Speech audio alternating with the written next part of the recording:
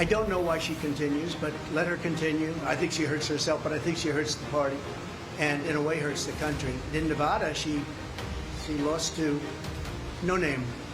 She had a no name and she lost by, I guess, 40 points. So I don't know why she continues. Welcome back to America Decides. That was former President Trump taking, as you heard, a swipe at Nikki Haley for finishing behind, quote, none of these candidates, unquote, in Nevada's primary earlier this week. Trump, who was not on the primary ballot, is expected to sweep tonight's Nevada caucuses, which offer all 26 delegates in the state. Robert Costa, Katrina Kaufman, and Ed O'Keefe join me now. Robert is CBS News Chief Elections and Campaigns Correspondent. Katrina is a CBS News campaign reporter and an attorney, importantly. Ed is CBS News' Senior White House and political correspondent. Robert, Nevada calls itself the battle-born state, but there's really no battle in Nevada for the Republican nomination.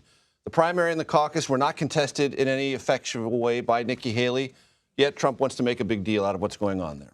This is about former President Trump building momentum as he tries to secure the nomination. The real test for former Ambassador Haley will be the state she is also the former governor of, South Carolina, which takes place later this month. Ed O'Keefe, would you be so kind as to explain why this is a double process in Nevada, a primary and a caucus? Yes, well, we're on the Las Vegas Strip, Major, so we'll call it a double billing, if you will. Tuesday night was the state law mandated primary that Republicans held, but had determined they didn't want to use to actually award their delegates for the presidential nomination. The state judge had ruled that parties can decide however they want. So the Trump-aligned, Trump-dominated state party opted instead to hold a caucus, which is what Nevada used to do, believing that he would have a better chance of running up the score and completely dominating the contest. So they're holding it this afternoon. And later tonight, just literally a mile from where I'm standing up at Treasure Island, the former president will address his supporters here off the Strip and declare victory in something that the Haley campaign and every other Republican who had been running had said was an already fixed contest and one not worth competing in. It's an example of how incredibly controlling the Trump campaign, Trump orbit is now, of key state parties in battlegrounds across the country, whether it's here in Nevada, whether it's what's going on in Arizona, what's happened in Michigan, in Florida. Trump allies seizing control of big state parties in critical states in order to control the primary process and hopefully then deliver a general election victory in those places. But there's been criticism that this was a confusing, costly, unnecessary double billing this week, and that the former president could have easily just won a primary if he'd competed in that one instead.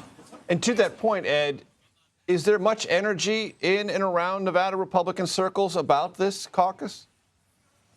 Outside of his, most ardent supporters, not necessarily, no. This is a city and a state consumed by what's happening on Sunday, not on what's playing out tonight.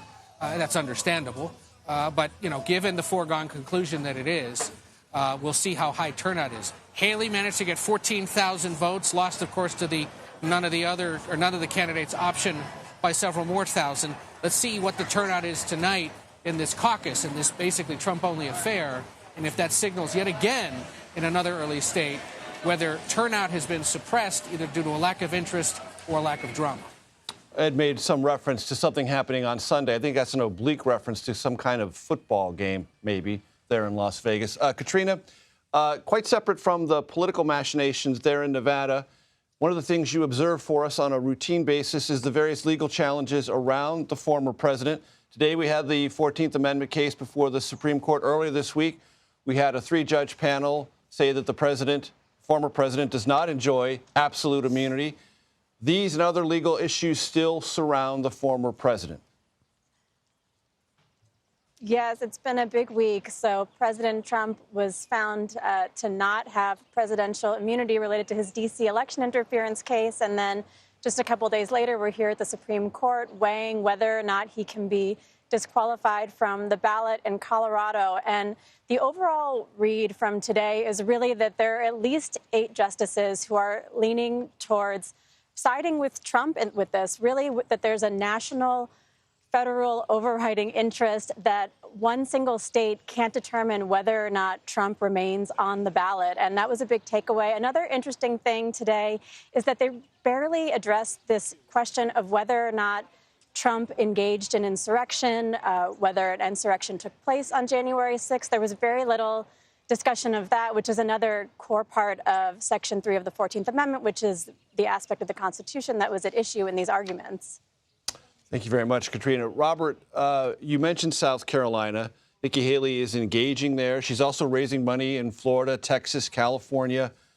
Is what you've seen in the 2 weeks or so since the New Hampshire primary indicative of a campaign that has any chance in South Carolina and at the same time trying to scale up to a national campaign or something that looks like a national campaign for Super Tuesday on March 5th? It's hard to see how she gets out before Super Tuesday, even if she is beaten in South Carolina by a pretty sound margin by former President Trump. Talking to her allies, they believe she can make some sort of political statement on Super Tuesday. For example, Massachusetts, a state close to New Hampshire, where she did relatively well in terms of winning over independents, some anti-Trump voters, people looking for a new generation. If she could pick off some of these states, as you look at the map there, like Massachusetts, perhaps some of those other New England states, maybe some like Colorado or Utah in particular, where Senator Mitt Romney and many Republicans there are not fans of former President Trump, then not only would she make a case that she should still be in the race as an alternative to former President Trump as he faces all of these legal challenges, but she's also making a case potentially for 2028. You think about past campaigns, staying in and accruing delegates is also a process of accruing political capital and stature in the party. And as long as she has the money to stay in, I expect her to stay in based on my conversations with her orbit. Ed O'Keefe, back to you in Las Vegas. You spend a good deal of time focusing on the president's reelection campaign as a White House correspondent for us.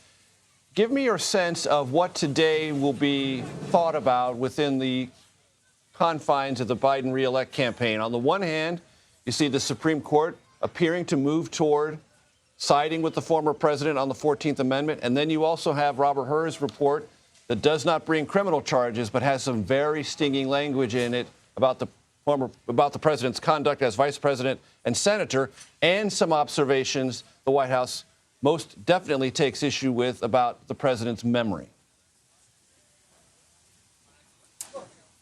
That was for me, Major, right?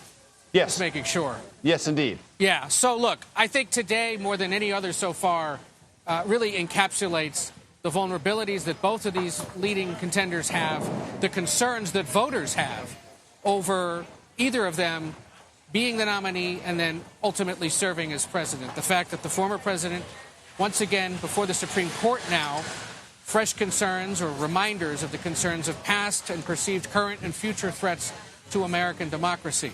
The Biden campaign will continue to seize on it, believes it's one of the bedrock reasons why he cannot be president again. But this special counsel report coming today, while the president is legally cleared, as it always appeared he probably would be, politically it remains a real mess. And now, in writing, you have nonpartisan federal prosecutors raising concerns about his age, about his faculties, about his ability to recall some basic things about his life and his career and his family.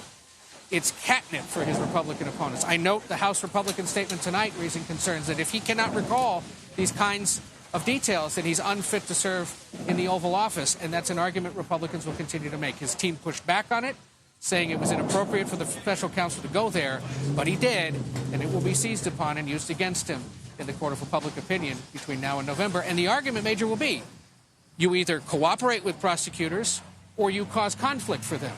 Which one, voters, would you prefer? We'll get an answer in November. Thank you, Ed, in Las Vegas. Katrina, I want to go back to you outside the Supreme Court ever so briefly. There are other legal issues still pending for the former president not related to the 14th Amendment or absolute immunity, correct? Correct. There's still the Florida classified documents case. There's Fulton County, although that's currently embroiled in a bit of a scandal. And we may have the Manhattan hush money case coming up as well. And I mean, related to the immunity, I also want to point out that Trump has until Monday to appeal to the Supreme Court in that case. So it's possible that he could be back here to talk about that very soon as well. Katrina Kaufman, Robert Costa, and Ed O'Keefe, thank you all very, very much.